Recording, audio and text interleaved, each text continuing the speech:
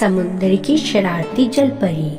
गहरे नीले समुद्र में जहाँ सूरज की किरणें पानी में सुनहरी चमक बिखेर रही थी, एक खूबसूरत जलपरी रहती थी, नीरा।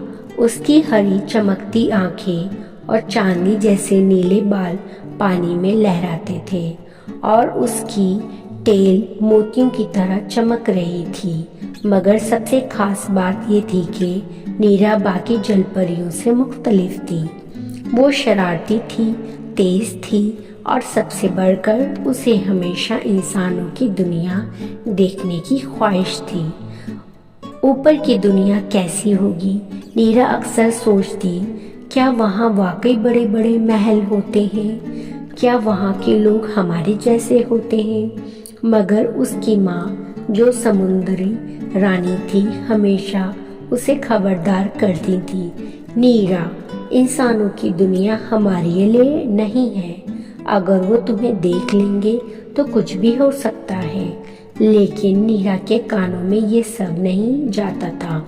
उसे तो बस एक ही बात की धुन थी, इंसानों को करीब से देखना है। एक दिन जब बाकी जलपरियां गहरे समुद्र में मोती इकट्ठा कर रही थी, नीरा ने मौका देखकर तेजी से ऊपर की तरफ तैरना शुरू किया। उसका दोस्त पीकू, जो एक आलसी मगर समझदार कछुआ था, उसने रोकने की कोशिश की। नीरा, मत जाओ, ऊपर इंसान है, पीकू ने खबरदार किया। बस एक बार देखूंगी और वापस आ जाऊंगी, नीरा ने हंसी से कहा और पलक झपकते ही समुंदर की सतह तक पहुंच गई। नीरा ने पहली बार सूरज को इतने करीब से देखा था। आसमान नीला था और दूर दूर तक फैली रेत सुनहरी चमक रही थी। उसे लगा जैसे वो कोई सपना देख रही हो।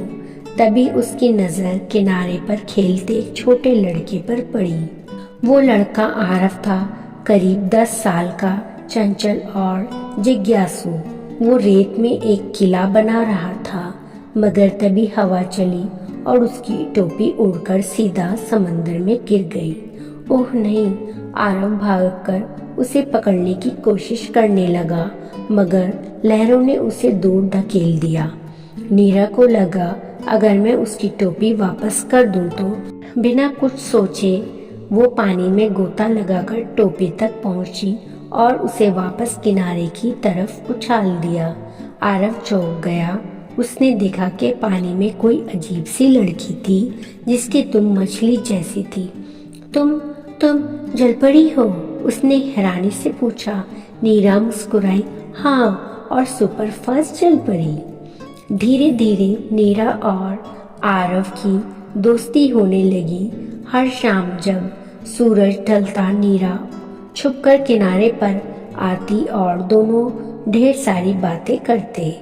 आरव ने उसे इंसानों की दुनिया के बारे में बताया, पेड़, जानवर, घर और स्वादिष्ट खाना।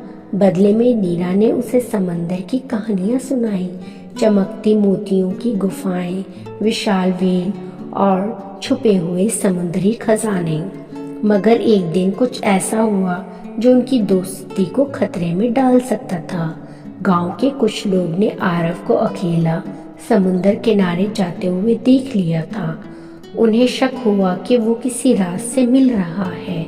क्या वो किसी समुद्री जीव से दोस्ती कर रहा है? गांव के एक बुजुर्ग ने कहा। आरव ने डरते डरते नीरा को बताया, अगर वो तुम्हें देख लेंगे तो शायद तुम्हें नुकसान पहुंचा सकते हैं। नीरा को अपनी माँ की बात याद आ गई। इंसानों की दुनिया हमारे लिए महफूज नहीं है। शायद मुझे अब यहाँ नहीं आना चाहिए, उसने उदास होकर कहा। मगर अगले ही दिन समुद्र में तेजी से आंधी आ गई। लहरों ने जोर पकड़ लिया और आरव की नाव, जो किनारे पर बनी थी, समंदर में बहने लगी। आरव उसे बचाने दौड़ा, मगर अचानक उसका पैर फिसला और वो पानी में गिर गया। नीरा ने देखा कि उसका दोस्त खतरे में है। बिना कुछ सोचे वो तेजी से आरव की तरफ बढ़ी।